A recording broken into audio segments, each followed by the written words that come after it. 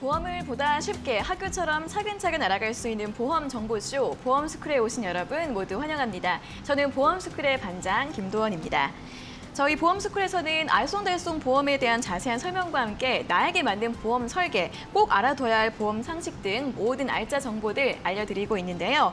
방송 보시면서 궁금한 점 있으신 분들은 전문가들의 무료 상담 받아보실 수 있습니다. 전화번호는 02-3772-0209번으로 주시고요. 아니면 문자 샵 3772번으로 보내주시면 되고요. 또는 보험 두 글자만 작성해서 보내주셔도 괜찮으니까 많은 연락 부탁드리겠습니다. 자, 그럼 본격적으로 보험스쿨 1교시 시작해 보도록 하겠습니다. 네, 종소리 들리나요? 네. 네, 저희 1교시는 보험과 관련된 강의가 준비되어 있다고 합니다. 자, 1교시 보험 상식 함께 해주실 보험 선생님 오늘 소개해 드리겠습니다. 인카 골드 사업단 김경재 선생님 나와주셨습니다. 선생님 안녕하세요. 안녕하세요. 인카 골드 사업단의 김경재입니다. 복잡하고 어려운 보험 오늘도 쉽게 풀어드리도록 하겠습니다. 네, 그럼 오늘 1교시 어떤 내용에 대해서 알아볼지 주제 먼저 화면으로 만나보시죠.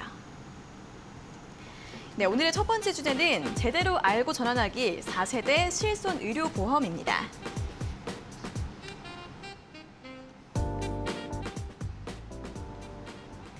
네, 7월 1일 이 4세대 실손 의료보험이 출시된 이후 실손보험에 대한 관심이 굉장히 뜨겁습니다. 이 기존의 실손보험 가입자들은 4세대 보험으로 갈아타야 하는지 아니면 기존 보험을 유지해야 하는지 고민을 많이 하고 있다고 하는데요.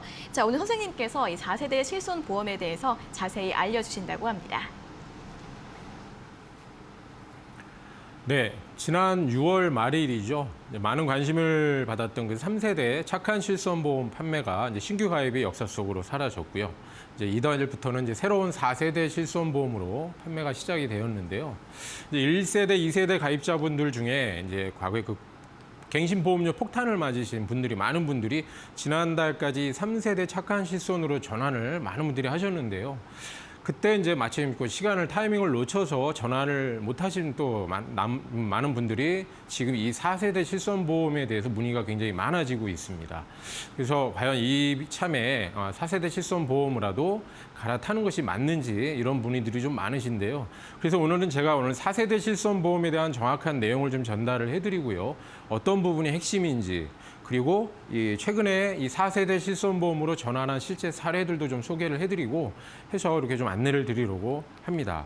자, 먼저 이 실손보험의 이 4세대 실손보험을 정확하게 알기 위해서는 먼저 실손보험의 이 변천사를 좀 아실 필요가 있습니다.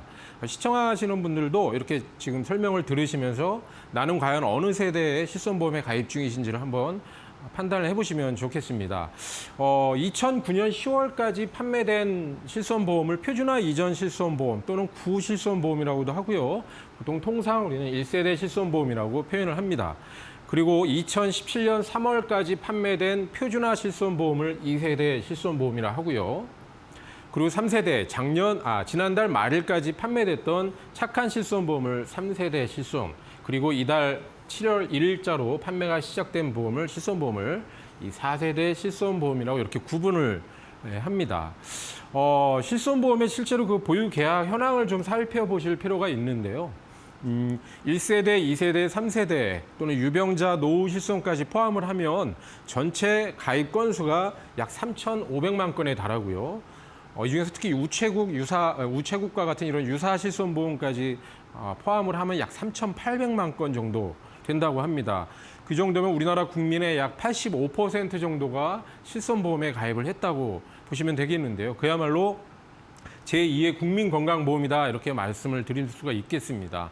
이 중에서도 특히 이 1세대와 2세대 실손보험 가입자 인원을 보시면 약 2,800만 명 정도로고요.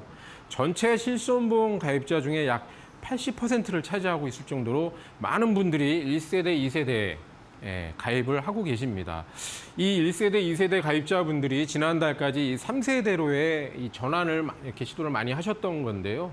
아직도 그래도 1세대, 2세대 가입자분들 중에 많은 비싼 보험료를 내시면서 앞으로 또 다가올 갱신보험료를 두려워하면서도 이렇게 가입을 하고 계신 분들이 많이 있습니다. 좀 눈여겨 살펴보실 필요가 있겠고요.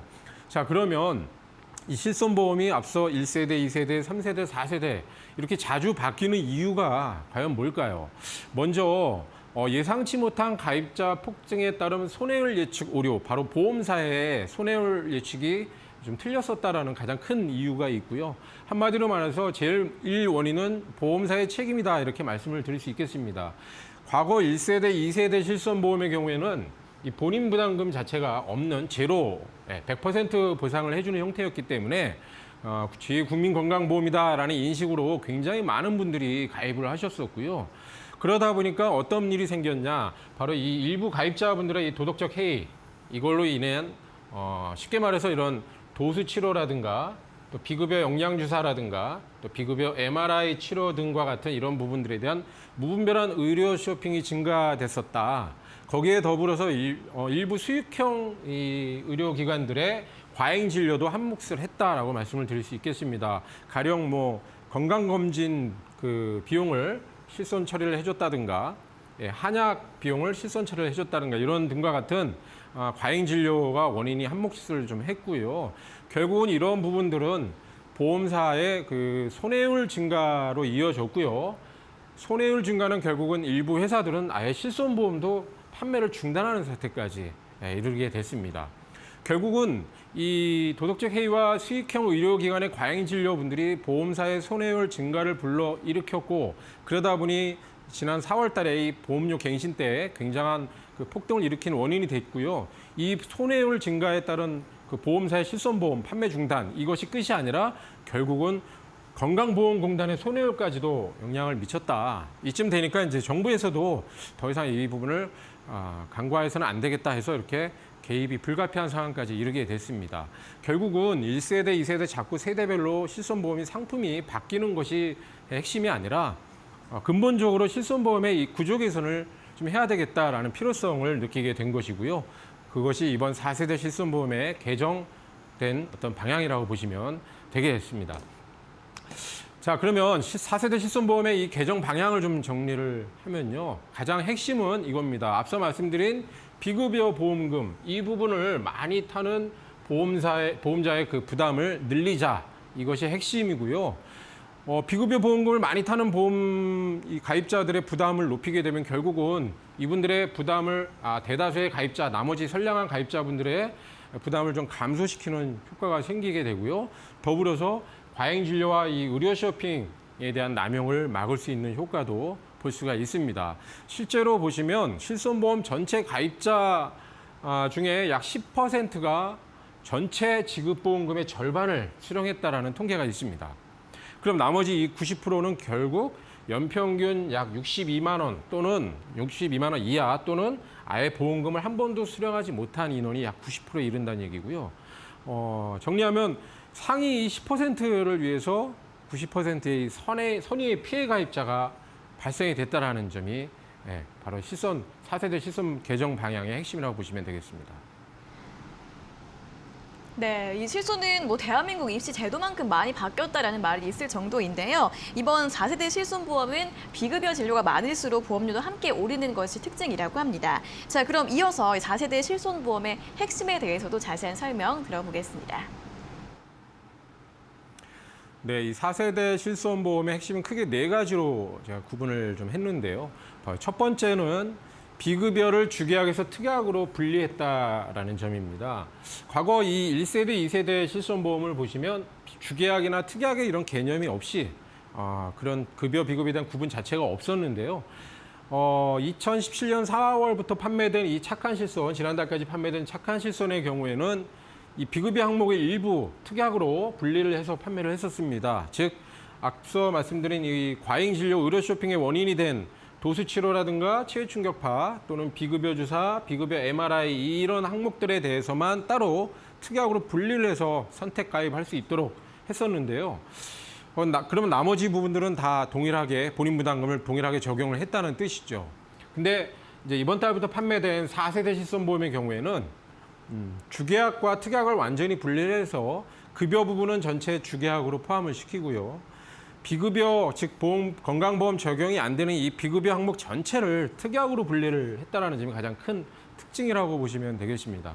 결국은 본인 부담금이 어디 부분에 들어가느냐 빠지냐의 이제 차이인데요. 비급여 항목을 분리했다, 전체로 했다라는 얘기는 본인 부담금 전체가 이 부분에 대해서만 과거에는 본인 부담금을 좀 자기 부담금을 높였었다라면 4세대부터는 비급여 항목 전체가 다 본인 부담금이 늘어났다고 이해를 하시면 되겠습니다. 자, 그리고 두 번째로는 자기 부담률, 공제 금액이 상향됐다. 전 방금 말씀드린 내용의 이제 연장인데요. 과거 1세대 실손보험의 경우에는 급여 비급여에 대한 구분도 없었고 입원 시에는 100% 보상을 다 해줬고요. 본인 부담금 없이. 통원 치료 시에는 5,000원만 하루당 5,000원만 공제하는 형태로 보상을 했었다면 2세대 실손보험의 경우에는 처음으로 이제 입통원에 대해서 금액을 딱 고정을 시켰었죠. 그리고 통원 치료에 대해서는 외래와 약제를 구분을 했었고요.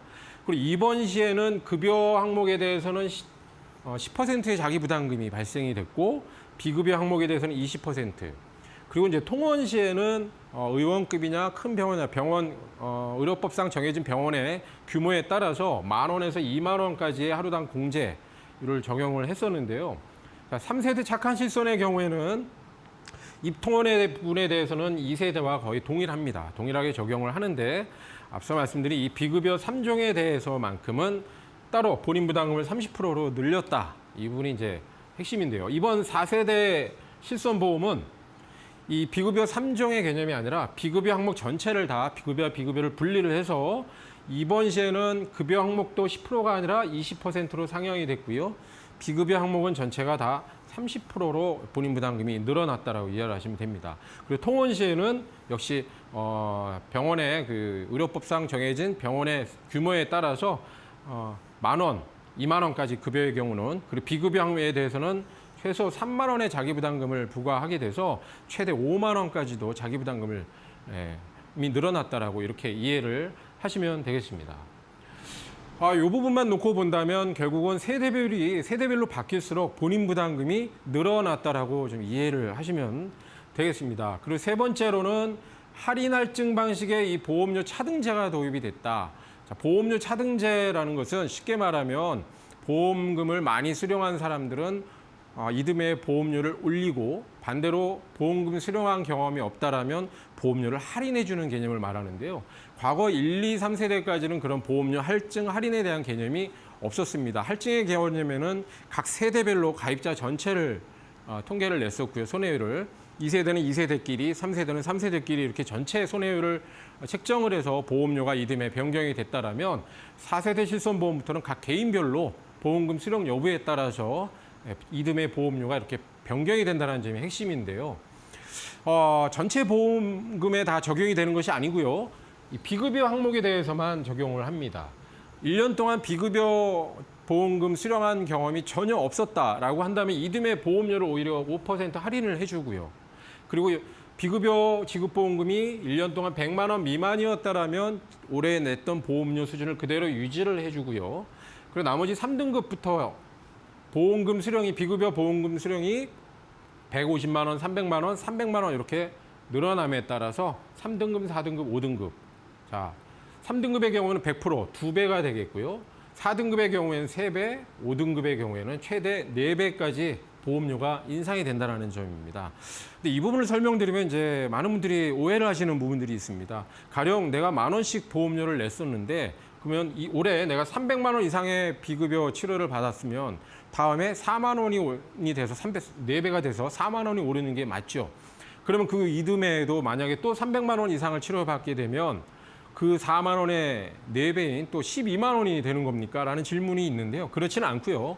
4세대 실손보험은 할증 할인 적용은 누적해서 적용하는 것이 아니라 매년 연령에 따른 이제 그 기본 보험료 책정이 되겠죠. 그 보험료를 기준으로 해서 재평가된다라는 점이고요.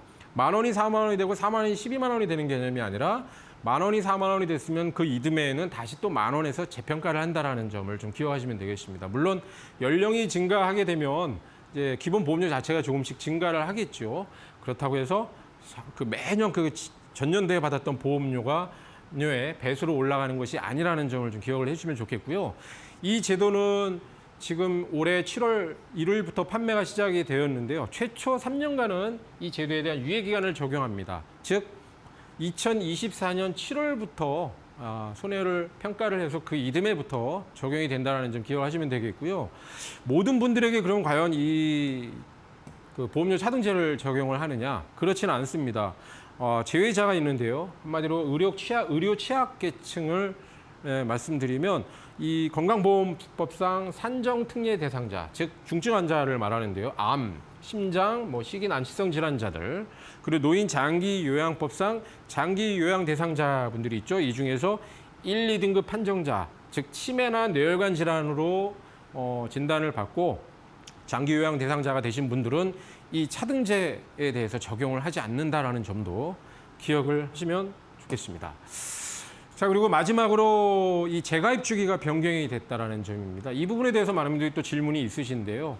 기존의 1세대, 2세대 실손 같은 경우에는 이 만기라는 개념이 처음에 가입 당시에 정해진 80세 또는 100세 이런 형태로 아예 정해져 있기 때문에 건강보험은 매년 정책 변화가 좀 생기죠. 그러면 이 부분에 따라서 실손보험에도 보상을 적용하는 부분이 좀 변경이 될 필요가 있는데 그 부분에 대해서 과거 1, 2세대의 경우에는 적용시키기가 어렵다는 점이 좀 있었다라면 3세대 같은 경우는 그래서 정확히 말하면 2013년 4월 요때 이후에 가입하신 분들은 이 실손보험의 만기가 15년이었습니다.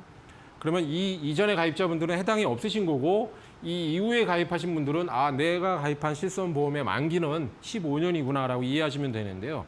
그분들은 15년이 지나면 그때 시점에 변경된 보장 내용을 적용이 돼서 새로운 실손보험으로 가입을 하는 형태였는데요. 이번 4세대 실손보험부터는 이 기간이 15년에서 5년으로 변경이 됐다는 점이 핵심입니다. 결국은 표준약관을 변경을 해야 되면 기존의 이 변경 주기가 길거나 만기가 긴 경우에는 바로 적용이 좀 안 되는 좀 애로사항이 있었는데 이 부분을 변화를 좀 줬다라고 이해하시면 되고요. 결과적으로는 이 국민건강보험과의 연계성을 강화하기 위한 목적이 바로 이 재가입 주기 변경의 요인이라고 보시면 이해하시면 되겠습니다. 네, 4세대 실손보험의 핵심사항, 비급여를 주계약에서 특약으로 분리했고 자기 부담률과 공제 금액을 상향했으며 할인 할증 방식 보험료 차등제 도입과 함께 재가입 주기도 5년으로 변경했다고 하니까 꼭 기억해 주시고요. 또 보험료가 또 중요하겠죠. 선생님, 기존 실손보험과 보험료 차이가 많이 날까요? 네, 보험료 차이가 많이 나는데요. 그 전에 앞서 말씀드린 그 내용 중에 한 가지만 더 말씀드리면 이 재가입 주기가 변경이 되면 어떤 분들은 또 이런 질문도 하시거든요. 15년 또는 5년 후에 그러면 재가입이 안 되면 어떡합니까? 라는 질문이 있는데요. 그 부분은 가입을 거절할 수 없도록 제도화가 돼 있기 때문에 그런 부분은 염려 안 하셔도 된다는 점 한 가지 더 기억을 해주시고요. 자, 그러면 기존 실손보험과의 이 보험료 차이를 좀 설명을 드리면 결론적으로 말씀드리면 무지하게 저렴해졌습니다. 보장의 규모가 축소된 만큼 매월 납입하는 보험료는 굉장히 저렴해졌는데요.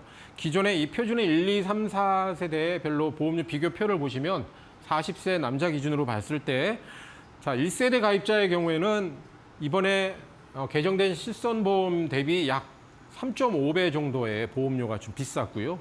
2세대 실손보험 경우에는 약 2배, 그리고 착한 실손, 지난달까지 판매된 3세대 실손보험의 경우에는 약 1.2배 정도 보험료가 차이가 나는 걸 알 수가 있습니다. 이 부분은 가령 1세대 가입자가 36,000원을 냈다라면 이번에 4세대 실손보험은 10,000원 정도의 보험료를 납입하시는데요. 월로 따진다면 큰 비용 같지가 않지만 이것을 연으로 이렇게 따지고 그 가입 기간을 또 3년, 5년, 10년으로 계산을 하면 어마어마한 보험료의 차이가 나는 걸 알 수가 있습니다. 즉 이 부분은 지금 40세 남자 기준인 것이고 연령이 많을수록 이 보험료는 올라가면 결국은 이 세대별 보험료도 다 올라가기 때문에 이 격차는 더 커진다라고 보시면 되겠고요. 결국은 1세대, 2세대 가입자가 약 80%가 넘는다고 했는데요. 이 분들 중에 특히 1세대 가입자분들의 보험료 갱신 폭탄이 좀 가장 컸었는데 그 가입자분들은 이 4세대 실손보험에 대한 관심을 좀 가지실 필요가 있겠다라고 좀 말씀을 드리고 싶고요. 1, 2세대 가입자 중에 전체 이 보험금을 한 번도 지급받아 본 적이 없는 비율이 무려 약 73% 정도 된다고 합니다. 즉 10명 중에 7.3명은 이 4세대 실손보험으로 전환을 하시게 되면 보험료를 크게 절약할 수 있다는 점을 기억하시면 되겠습니다. 자, 그러면 제가 한번 가입 설계 예시를 보여드리려고 하는데요. 40세 남자 이 건강채 표준치 기준으로 보시게 되면 실제 가입 설계서를 발행하면 이렇게 나오는데요. 크게 급여 부분과 비급여 부분으로 이렇게 나뉜 것을 알 수가 있고요. 이 급여 부분에 대해서는 자기 부담률이 20%를 적용을 하고 이 비급여 항목에 대해서는 자기 부담률이 30%로 늘어났다는 점을 아실 수가 있습니다. 갱신 종료는 5년이고요. 매년 1년마다 갱신이 돼서 보험료가 변경이 된다라고 이해하시면 되고요. 보험료는 약 1,947원 월 1세대 실손보험 대비 약 3.5배 정도 저렴한 것을 알 수가 있습니다. 이 4세대 실손보험을 크게 네 가지로 제 핵심 사항을 말씀을 드렸는데요. 요약해서 다시 한번 말씀을 드리면 첫 번째로 상품 구조상 급여와 비급여 부분이 주계약, 특약 형태로 완전히 분리가 됐다는 점이 첫 번째고요. 두 번째, 보험료 차등제가 시행이 된다. 즉, 급여 항목에 대해서는 적용하지 않고요. 이 비급여 항목에 대해서 보험금을 한 번도 받지 않거나 또는 얼마의 보험금을 수령했느냐에 따라서 최대 4배까지 보험료가 오를 수 있다는 점. 그리고 자기 부담률이 급여 항목이 20%, 비급여 항목이 30%로 증가됐다는 점. 자, 공제 금액은 최소 의원급에서 종합병원 규모별로 이렇게 통원 의료비 같은 경우는 최소 3만 원에서 최대 5만 원까지도 늘어났다는 점을 이해하시고요. 마지막 보장 한도는 급여와 비급여를 구분하지 않고요. 합산해서 연간 5천만 원을 한도로 해서 보상을 한다는 점. 그리고 통원의 경우는 회당 20만 원을 한도로 해서 보상을 한다는 점까지 기억을 하시면 되고요. 재가입 주기가 기존에 3세대 같은 경우는 15년에서 5년으로 변경이 됐다는 점까지 이렇게 네 가지로 요약을 하시면 될 것 같습니다. 네, 4세대 실손보험은 기존 실손보험보다 저렴해서 전환을 하게 된다면 보험료를 훨씬 더 절약할 수 있다고 하는데요. 선생님, 그럼 리모델링 사례를 통해서 더 자세하게 설명 도와주시죠. 네, 4세대 실손보험이 새롭게 출시된 이후로 근래에 이렇게 전환을 하신 리모델링 사례가 나오고 있는데요. 제가 57세 여성분이었는데요. 이분을 사례로 좀 소개를 해드릴까 합니다. 기존의 보험이고요. 이번에 이제 리모델링한 경우인데요. 기존에 가입한 보장 내용을 보시면 CI 보험에 2009년 3월에 가입한 2009년 3월이면 바로 1세대 실손보험이겠죠. 이때 가입한 경우고요. CI 보험이기 때문에 주계약에 중대한 암과 뇌졸중, 급성심근경색 이렇게 보상이 되고 또는 사망보장까지 한꺼번에 보상을 하는데 CI 보험에는 각각 보상이 아니라 가입 금액에서 이 중에 하나에 해당이 되면 최초 1회 80% 2,400만 원을 진단금으로 지급한다는 내용이고요. 사망하게 되면 이 중대한 질병의 진단을 받지 않고 사망하면 가입 금액인 3천만 원을 보장하지만 중대한 질병의 진단을 받게 되면 그 지급한 금액은 뺀 600만 원만 보장하는 형태로 사망보험금이 이루어지는 형태로 가입이 되어 있습니다. 기타 재사망이라든가 입원 특약, 수술 특약 이런 부분들이 가입이 되어 있는데요. 최근에는 의료 기술이 많이 발달이 되다 보니까 실제로 입원비에 대한 중요도가 좀 떨어지는 추세입니다. 자, 그리고 이 특약, 이 실손보험에 보시면 종합 형태로 입원 의료비, 통원 의료비가 이렇게 가입이 되어 있는데요. 이때 당시에 보험료는 최초로 89,200원으로 책정이 돼서 보험료를 납입을 하시다가 3년마다 갱신이 된 상품이었는데요. 지금 지난달까지 인상이 돼서 보험료가 월 16만 2천 원씩을 불입하고 있는 형태였습니다. 자, 이 부분만 보시면 2배 가까이 오른 거죠. 그러면 이 부분은 보험료가 인상이 된 것이 아니고요. 바로 이 실손보험 이 부분에 대한 보험료가 3배 가까이 폭등한 지금 사례였는데요. 그래서 게다가 납입 기간이 25년 납인데다가 보장의 만기가 80세로 굉장히 짧게 설정이 돼 있었습니다. 실손보험 4세대로 전환하는 것이 맞는지에 대한 의뢰가 있었고요. 저희가 적극적으로 검토를 해서 보시면 전환을 한 사례를 보시면 이 실손보험은 4세대 실손으로 전환 신청을 해서 동일한 회사의 실손보험으로 전환을 했고요. 월 보험료는 32,750원으로 책정이 됐습니다. 굉장히 저렴하게 약 3배 가까이 좀 줄어들었었고요. 그럼 남은 비용으로 기존에 있는 보장이 좀 이렇게 정리가 되지 않고 보장을 받기 어려운 형태로 가입이 되어 있었다면 이렇게 좀 분리를 다 해서 암 진단비 3천, 특히 요즘에 많은 그 트렌드죠. 유사암 진단비도 추가를 했고요. 심지어 여성분이셨는데 이 갑상선암에 대한 진단비도 3천만 원까지 올려드리고 이 뇌 질환에 대해서 1,500, 심장 질환에 대해서도 1,500. 그리고 이에 대한 수술비, 각종 수술비, 신의학 기술인 이 표적 항암 치료비까지도 부과를 해서 월 보험료는 13만 3,970원. 이 전환실손과 합치면 월 보험료는 16만 6,720원으로 기존에 이 납입하던 보험료와 크게 차이가 없는 수준으로 보장은 상당히 늘어난 것을 좀 알 수가 있습니다. 특히 기존에는 25년 납의 만기가 80세로 짧았다라면 이번에 리모델링을 하고 나서는 납입 기간도 좀 줄이고요. 보장의 만기는 100세로 늘어났다는 점이 또 핵심이라고 보시면 되겠습니다. 57세 여성분이셨고요.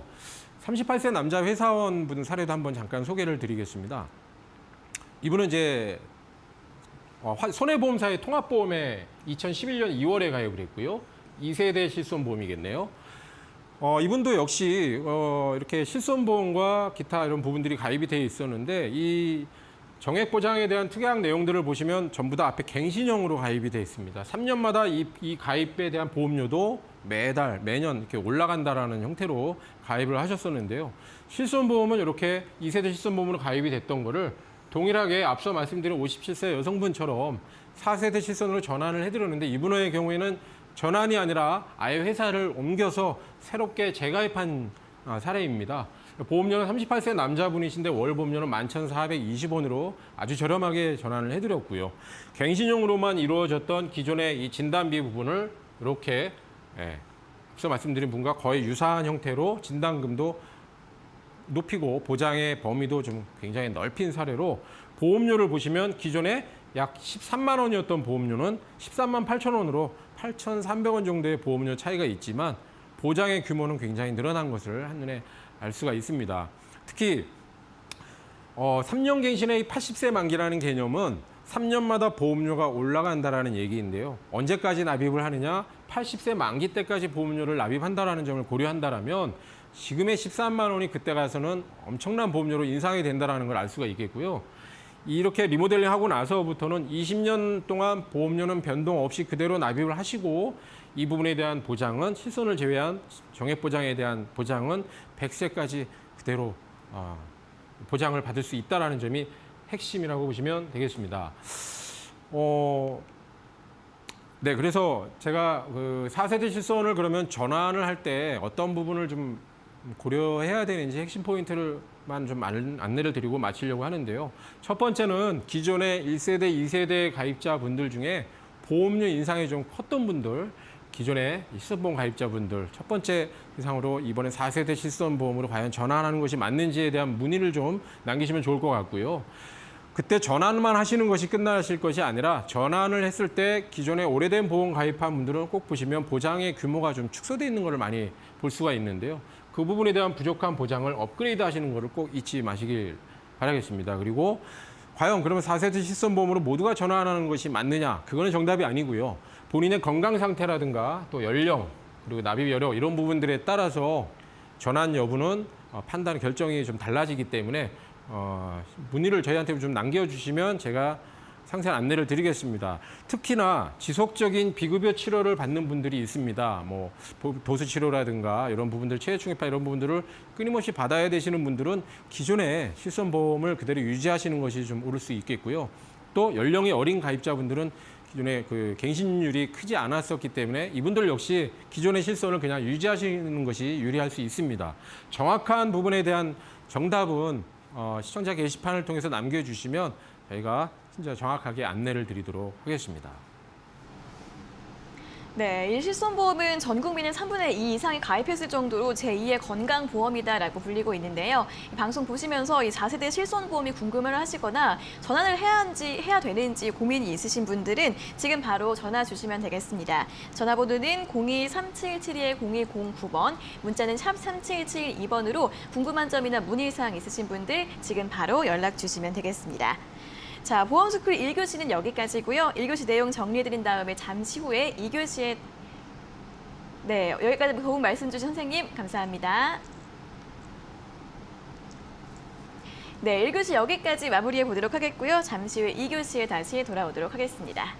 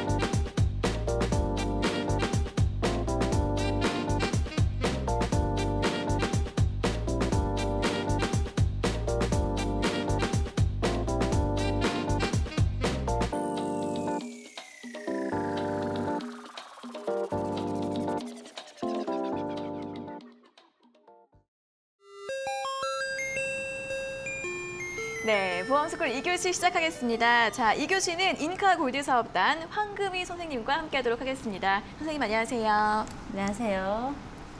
안녕하세요. 인카골드 사업단의 황금입니다. 오늘은 여러분들이 고민하고 있는 보험 좀 더 쉽게 풀어드리도록 하겠습니다. 네, 자 그럼 오늘 2교시 주제도 바로 확인해 보도록 하겠습니다. 자, 오늘 2교시 주제는 한국인이 가장 많이 하는 3대 수술입니다. 자세한 분석 들어보겠습니다.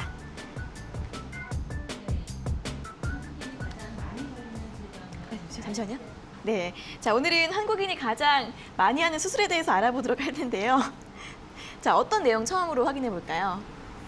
네, 오늘은 한국인이 가장 많이 걸리는 수술에 대해서 좀 알아보도록 하겠습니다. 나이에 따라서 조금 많이 다르긴 합니다만 20대, 30대, 40대, 50대, 60대까지 많은 수술들을 하고 있지만 그중에 50대, 60대가 되면 꼭 이 수술을 하고 지나가는 경우가 많이 생깁니다. 그래서 특히 나이가 들면서 안 좋아지는 질병에 대해서 어떤 수술을 하고 있는지 보시면 추간판, 그다음에 백내장, 무릎 관절 이런 3가지 질병에 대해서 오늘 알아보도록 하겠습니다.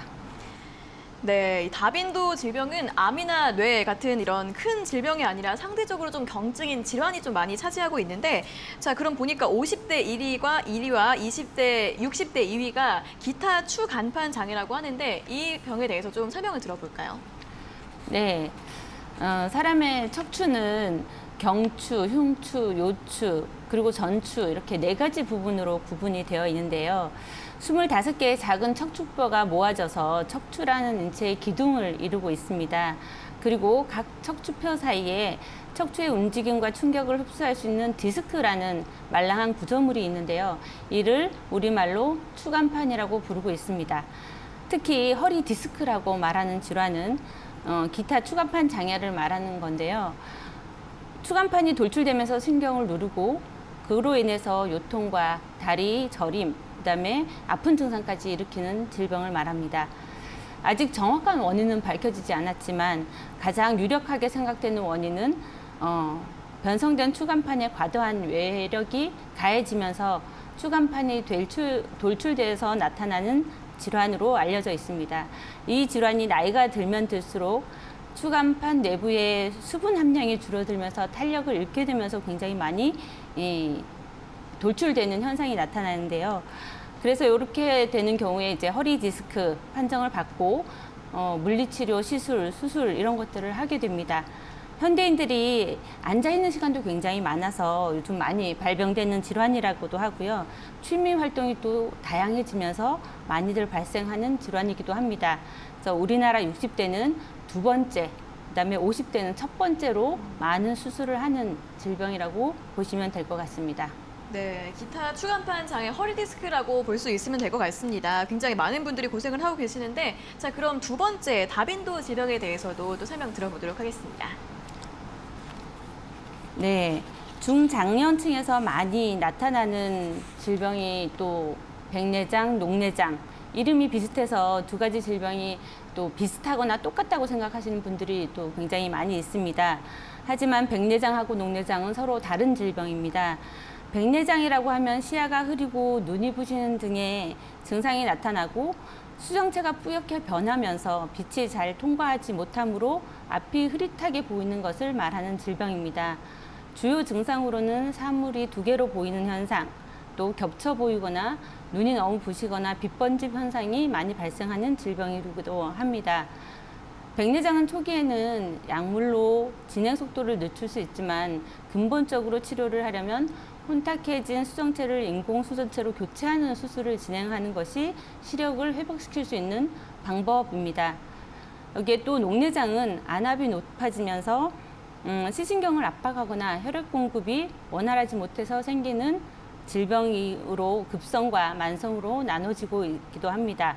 급성인 경우에는 안압이 급속도로 높아지면서 빠르게 시야가 좁아지고 손상되는 경우가 나타나기 때문에 충혈, 두통, 구토 증상까지 일어나고 자각 증상이 생기면 이런 자각 증상이 생기면서 만성으로 가는 경우도 종종 있습니다. 만성인 경우에는 실신경이 천천히 손상되기 때문에 증상이 거의 없고 이미 신경이 파괴돼서 말기에 와서 발견된 경우가 많기 때문에 녹내장은 초기에 잡는 것이 굉장히 중요한 것 같습니다. 시청자님들도 백내장, 녹내장 우리 안 눈에 문제가 발생했을 때는 시간이 지나면 괜찮아지겠지라고 생각하지 마시고 안과를 방문하시고 녹내장에 대한 예방, 백내장에 대한 예방을 하시면 좋을 것 같습니다.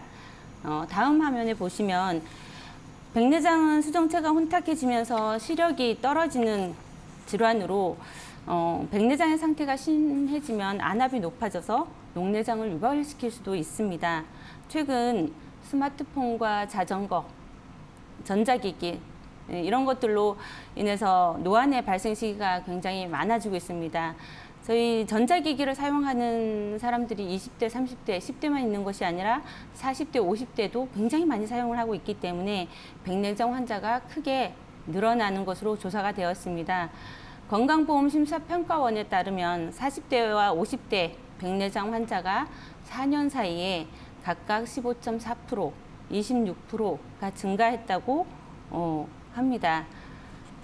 그 다음 화면에 보시면 녹내장은 수정체의 안압이 높아지면서 시신경이 눌리거나 혈액 공급이 이루어지지 않아서 시야가 좁아지는 현상으로 녹내장 증상도 많이 지금 발생을 하고 있는 상황입니다. 굉장히 높아지고 있고요. 발생 빈도도.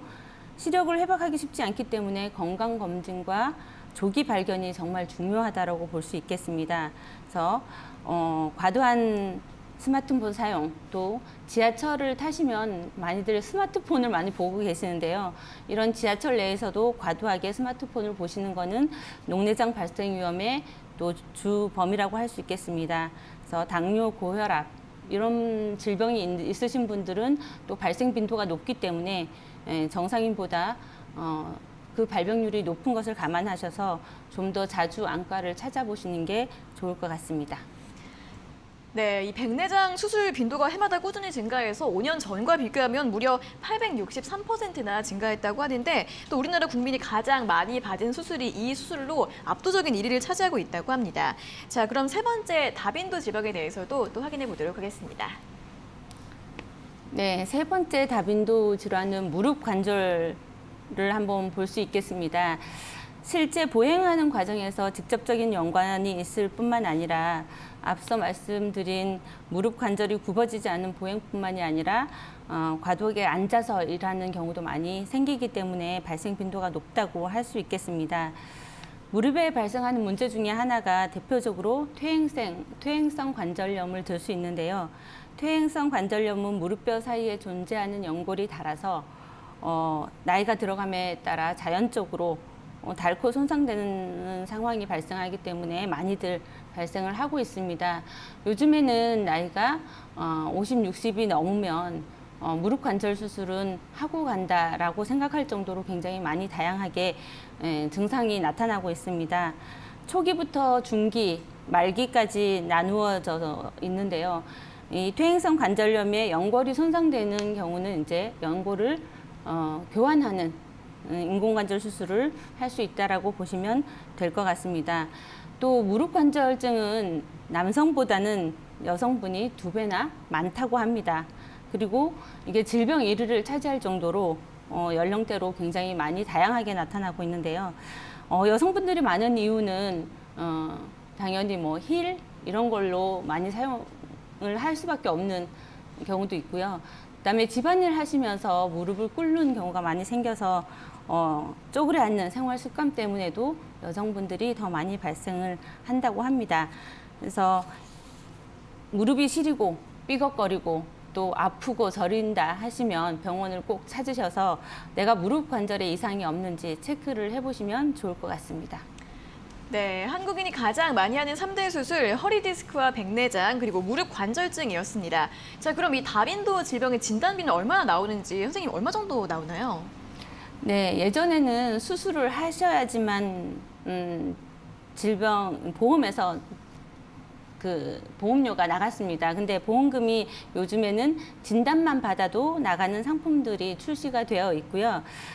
진단비는 어떻게 보험을 가입하느냐에 따라서 천차만별이 될 수 있을 것 같습니다.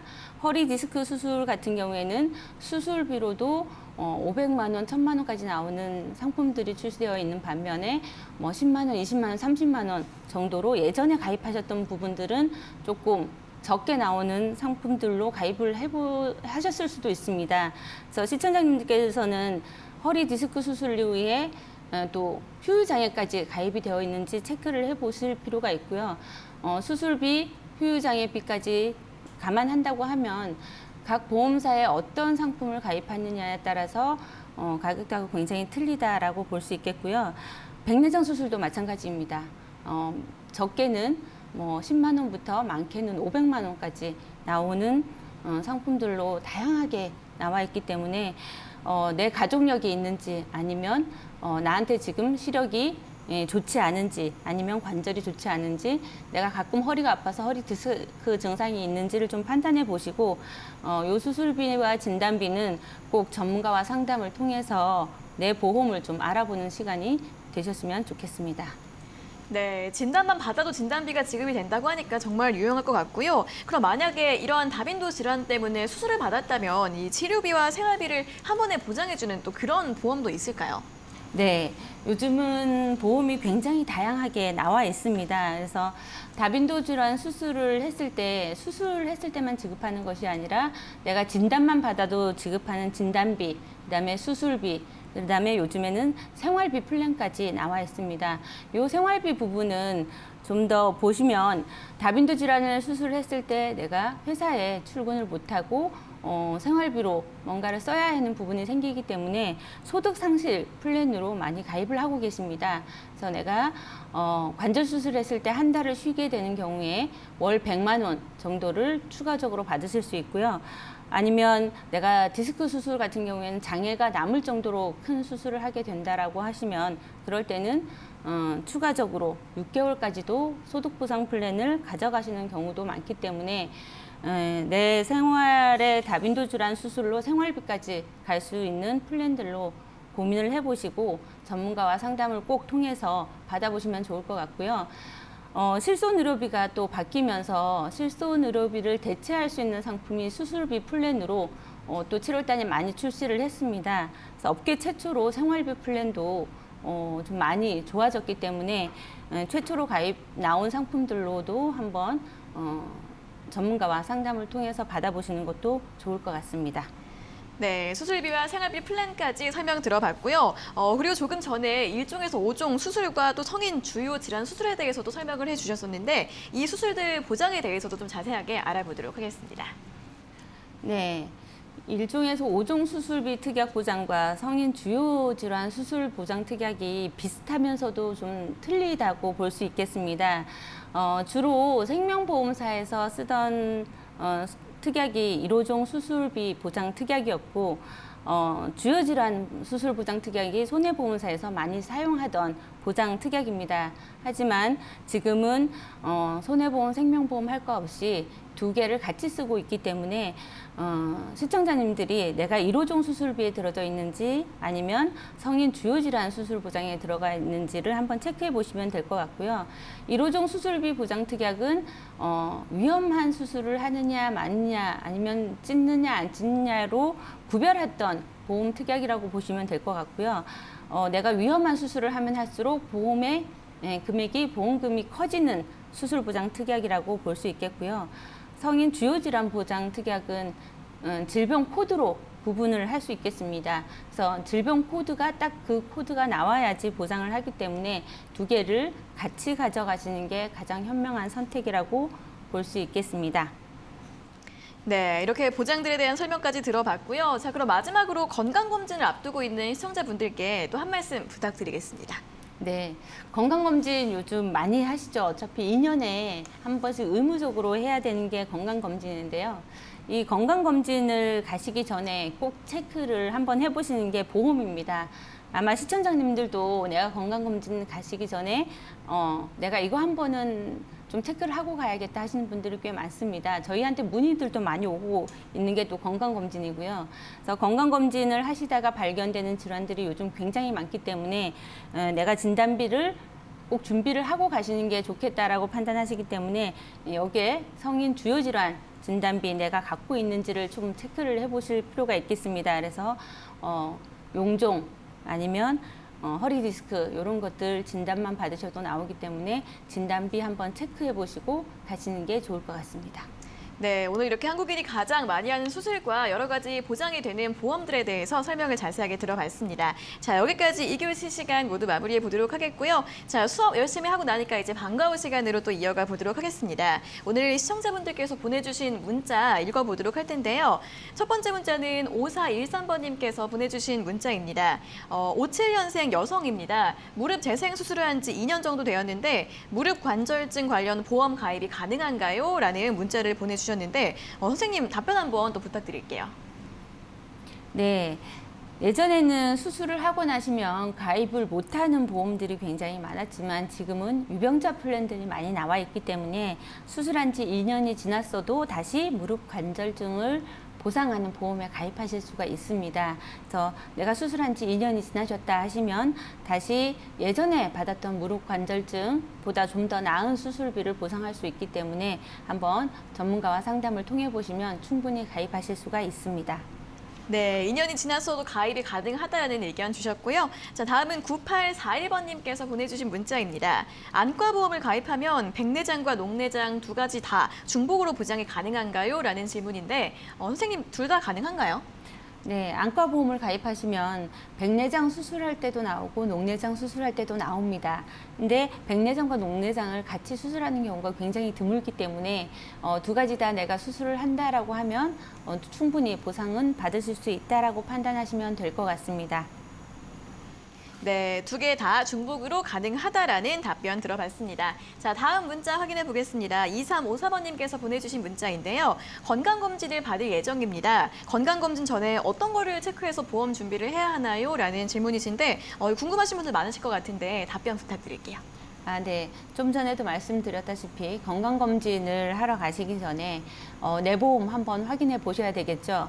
건강검진 했을 때 용종이나 이런 부분들 많이 나오고 있고 또 위궤양이나 위염을 앓고 계시는 분들이 많이 있기 때문에 내가 위염 진단을 받거나 용종 진단을 받았을 때 굳이 떼지 않더라도 진단비를 받을 수 있는 보장을 내가 갖고 있는지 한번 체크를 해보시고요. 거기에 건강검진 받으시면서 용종 떼는 경우도 굉장히 많습니다. 그래서 용종 수술비로 들어갈 수 있기 때문에 용종 떼시고 나서는 꼭 청구를 하시면 좋을 것 같고요. 가시기 전에 꼭 진단비와 수술비 가입해져 있는지 체크 한번 하시고 가시면 좋겠습니다. 네, 여기까지 문자까지 모두 확인해 봤습니다. 자, 방송 보시면서 궁금한 점 있으신 분들 언제든지 전화번호 02-3772-0209번과 문자 샵 3772번으로 연락 주셔서 상담 받아보시면 좋을 것 같습니다. 자, 여기까지 2교시 도움 말씀 주신 황금희 선생님, 오늘 좋은 말씀 감사합니다. 네, 보험스쿨 오늘 저희가 준비한 내용 여기까지고요. 저희는 다음 주 이 시간에 다시 돌아오도록 하겠습니다. 오늘 함께해 주신 여러분 고맙습니다.